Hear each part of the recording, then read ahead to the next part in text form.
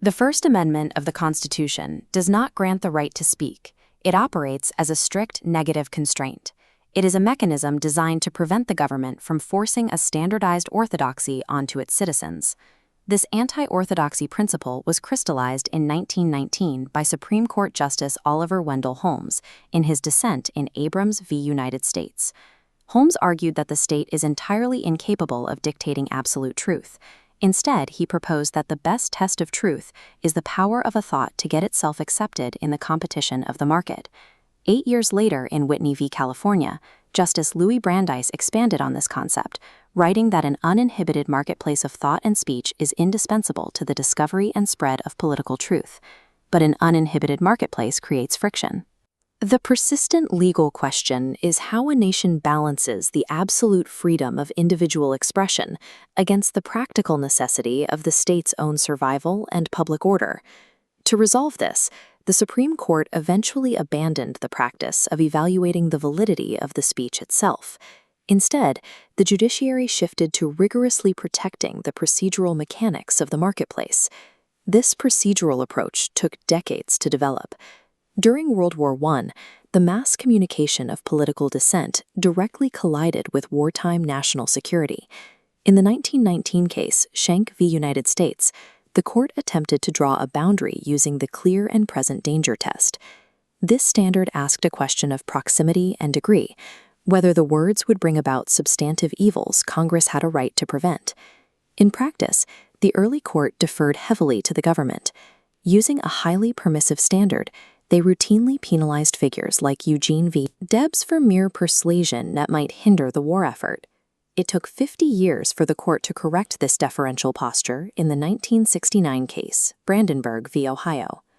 Brandenburg replaced the subjective danger test with a rigid, two-part requirement known as imminent lawless action. To lose First Amendment protection, speech must be directed to inciting imminent lawless action, and it must be likely to actually produce that action. This creates a sharp legal distinction.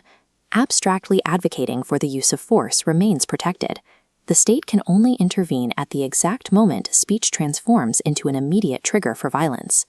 Discarding the bad tendency standard permanently restricted the government from jailing citizens for ideological dissent under the guise of maintaining public peace. The court also had to define what constitutes speech. They abstracted the First Amendment to protect physical actions, categorizing them as symbolic speech. In 1968, David O'Brien burned his Selective Service Registration Certificate to protest the Vietnam War. This combined a communicative element with the destruction of a government document, forcing the court to create a test for mixed conduct. The court upheld his conviction because the government demonstrated an important administrative interest in maintaining a functional draft system. Crucially, this interest was entirely unrelated to the suppression of O'Brien's and Johnson. Here, the court protected the act of burning the American flag. The flag itself serves no mechanical state function. Johnson intended to convey a specific political message, and the audience watching the demonstration clearly understood it. Protecting expressive conduct ensures that the state cannot weaponize seemingly neutral property or administrative laws as a pretext to silence unpopular political views. To handle these complex variables consistently, modern jurisprudence relies on a procedural sorting mechanism. The court categorizes the nature of the regulation itself, rather than judging the speech. In Reed v. Town of Gilbert, the court clarified that if a law applies to the topic discussed, it is content-based. These laws are funneled into strict scrutiny. Under strict scrutiny, a law is presumptively unconstitutional. The government must prove it serves a compelling state interest. As this visualization shows, very few laws survive this threshold. Alternatively, content-neutral laws regulate the mechanics of communication without regard for the actual message being transmitted. Regulations governing the time, place, or manner of speech, such as distinguishing between on-premises and off-premises billboards, trigger a lower standard known as intermediate scrutiny. Intermediate scrutiny only requires the government to show an important interest that is unrelated to suppressing expression, and that the law does not burden substantially more speech than necessary. The framework also includes strict exceptions for historically unprotected categories of speech, such as true threats, incitement, and obscenity. Laws targeting these specific categories receive only rational basis review, the lowest level of judicial scrutiny. By automating the review process into strict procedural tiers, the court legally binds itself. This framework strips away subjective judicial bias regarding what constitutes valuable or dangerous expression. In Buckley v. Vallejo, the court equated financial expenditure with political speech, recognizing that reaching a mass audience requires money. Applying strict scrutiny, the court struck down limits on independent campaign expenditures, but upheld limits on direct contributions to candidates. They determined that preventing quid pro quo corruption, the direct exchange of dollars for political favors, is the only compelling government interest capable of justifying financial restrictions in elections.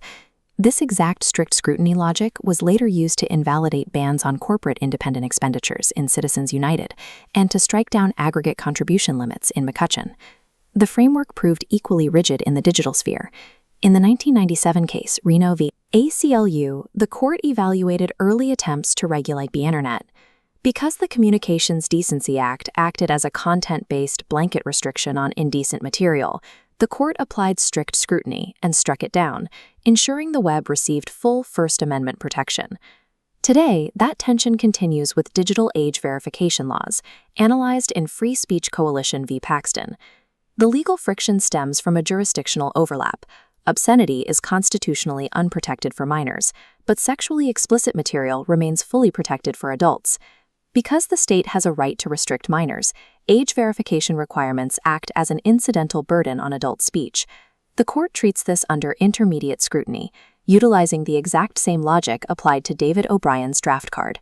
Similarly, in Moody v. Paxton, Net Choice, the court ruled that the algorithmic content moderation deployed by massive social media platforms constitutes protected editorial discretion, shielding them from state laws forcing them to host specific political viewpoints. Whether evaluating a super PAC, a string of code, or a centralized algorithm, the court relies entirely on the architecture of the scrutiny framework, refusing to judge the intrinsic societal value of the medium itself. Over the last century, the First Amendment has functioned as a constant stress test, balancing uninhibited individual expression against compelling legislative imperatives. The government's need to raise armies, prevent political corruption, and protect minors will continually collide with the right to speak. What began as a subjective, clear and present danger threshold has evolved into a rigid scrutiny matrix.